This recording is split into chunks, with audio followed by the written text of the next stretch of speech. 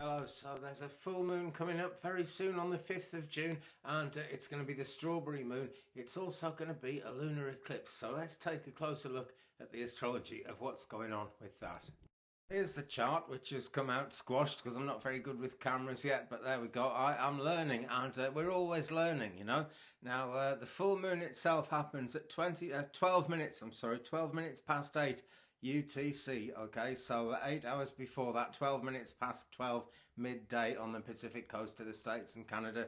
East side, let me see, that's just going to be 12 minutes past 3 p.m. in the afternoon. So much earlier in the day in the States and Canada. But it's coming in and it's a strawberry moon, which is one thing. That has much more to do with the season of the year than the colour of the moon. They can look pink, they can look strawberry, they can even look blue. But quite honestly, that's because of the time of year. It comes around the same time as the strawberries are out in this part of the world, hence the name.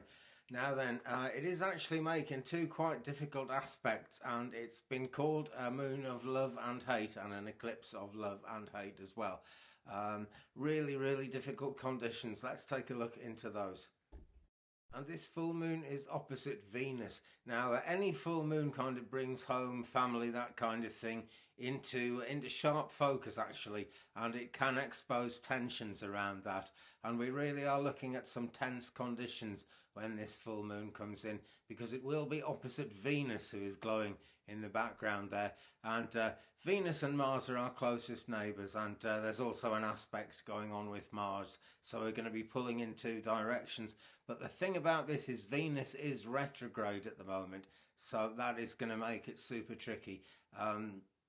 Inattention basically going on, and that all having to fight against external pressures, you know, whatever's going on in our life there as well.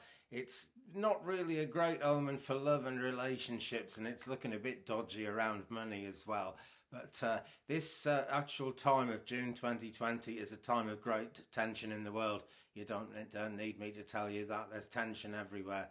There's been the virus, and now, of course, there's the whole thing of Black Lives Matter, you know, which they really do. And this was always going to happen.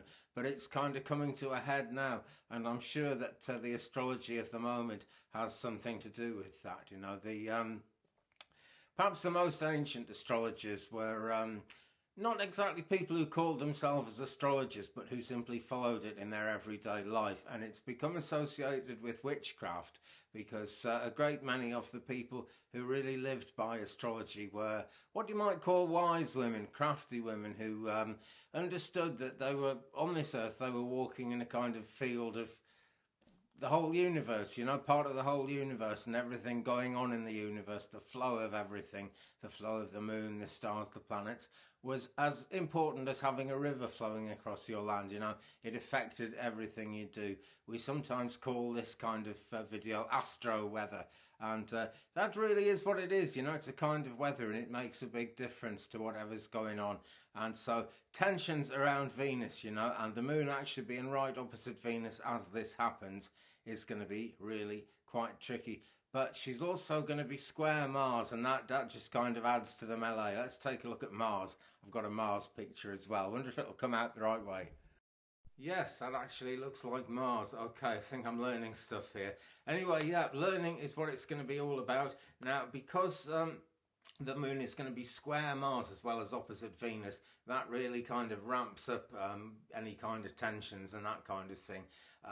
It's an impulsive, it's an angry kind of influence, you know, those two things.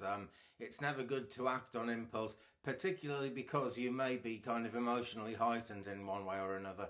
And when there's anger around, that is likely to be a problem. Now, whenever we run into any kind of difficulty around Mars in astrology, the advice, and it's good advice, is to try and do something constructive, do something positive. Have a kind of a healthy-minded sort of project that you want to get on with.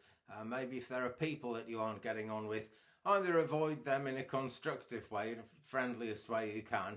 Just kind of put off any arguments until another day, because they're going nowhere, believe me. The last thing we want to do is escalate, isn't that the case? But a constructive project, doing something constructive, will channel that negative energy, will channel that anger, and actually make it a lot more easy to survive in one way or another. We're all all going to survive. I mean, goodness me, we're not all going to be like dead the next day because of this. It's not that serious. But it's going to really, really test relationships, and many relationships have been tested a lot this year. There's been the lockdown things, perhaps the most obvious thing I could mention. There's also the inevitable tension between Venus and Mars. Some people say that men come from Venus. No, women come from Venus, men come from Mars. That's it. I always get them mixed up. Men come from Mars, women come from Venus. Other people, and I agree with these other people, say men come from Earth, women come from Earth, get over it. And that's the thing, Earth is the thing we've all got in common, whatever else is going on.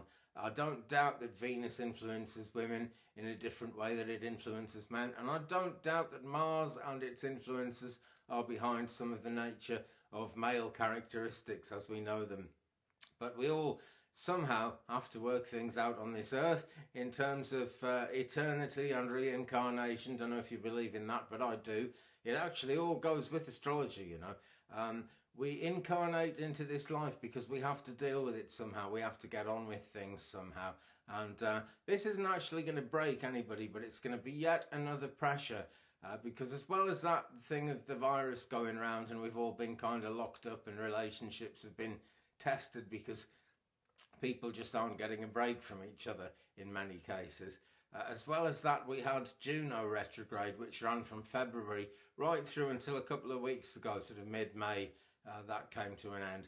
And Juno, which is the planet, the ruling sort of planet of serious relationships, marriages, that kind of thing, where it's a real long-term relationship, actually went retrograde in Libra, in the sign of Libra. So there was a great need for balance. And that tended to expose problems in relationships anywhere that a relationship wasn't entirely genuine, If you were kind of staying in a relationship that wasn't good for you just because there's no point rocking the boat, then that would have shown up. And if someone was trying to keep you in a relationship that wasn't good for you, that would show up too. And so there have already been a lot of sparks flying with relationships. There's no getting away from that. But the best relationships will survive anything. And so I guess that what's left over is very positive. And if your relationships don't feel brilliantly positive at the moment, my friends, think about it. You've come through a lot. You've got through a lot. Are you going to let one lunar eclipse screw it all up? I seriously hope not. And what is the positive side? There's always a positive side to these things, believe me. And the real positive thing is it's a full moon, so everything in nature is kind of brimming over with energy. And although that kind of raises the stakes in some ways and makes things less easy than you might think, it's also a time when we see much more out of the third eye than we really see with the round things at the top of our face. I've got mine in glasses, but you know what I mean. There we are.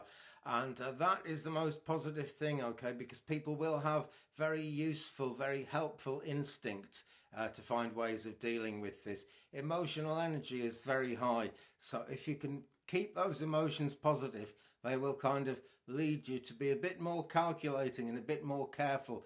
And so, that the astrology won't just take you unawares. That's the good news. That's the positive side of this. Big tensions around the difference between work life and home life. And of course, they're super complicated by everything that's been going on. But an impartial, balanced look at your life, your love, your relationships, and not just relationships with other people and maybe with animals that you live and work with, but relationships with things you do, things you care about, maybe a group focus, something like that. All those things we can evaluate when the moon is full. So it's an incredibly positive time when we look at it that way. And we really need to look at it in a positive light as much as we can, because this is just not going to be an easy one, folks. It really isn't. Basically, a lunar eclipse, it's all about it's like hitting the reset button on your emotions. And the more you can kind of clear away the emotional baggage of the last 6 months, really, since the last time there was an event like this, that's kind of the time frame that full moons and eclipses tend to affect when we get them happening at the same time. About 6 months. Think about whatever emotional baggage you've built up, whatever relationship baggage you've built up. Take it out and look at, in your mind's eye, take it out and look at it. Decide, do you need to act on this? Do you want to act on this? Are things kind of getting harder and harder? Sometimes we can commit ourselves to something that isn't too much work and, isn't a problem at the time. And dependency levels can change between people. And it can reach the stage where it's just not a happy situation you're in. And we all need to be in a happy situation one way or another. When we're really uncomfortable, there's a reason for that. And that is that we all come to this world with a mission of one kind or another. It's kind of written into our lives before we incarnate into this world. So we've got to be ourselves and we've got to be comfortable in our own skin. Now, this full moon on, the 5th, Friday the 5th of June, 2020, when that full moon and when that eclipse actually happens, things are really, really going to be coming to a head.